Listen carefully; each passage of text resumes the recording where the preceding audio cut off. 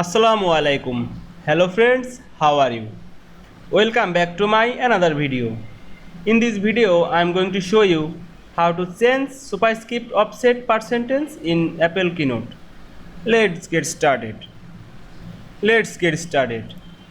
At first, you have to open your Keynote software. Then go to select the text and go to the show more text option and click show more text option drop down menu. Now here you can see here are percentage option. Now I am increase the Superscript offset percentage,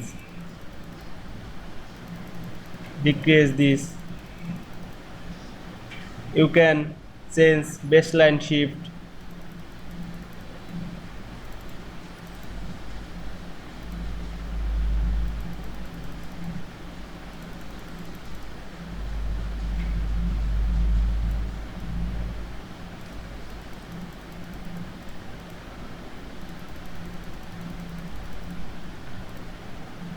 Now here we can see change subscript offset percentage in Apple Keynote very easily. I hope you enjoyed my video. Please like, comment, share and subscribe my channel. Thanks for watching.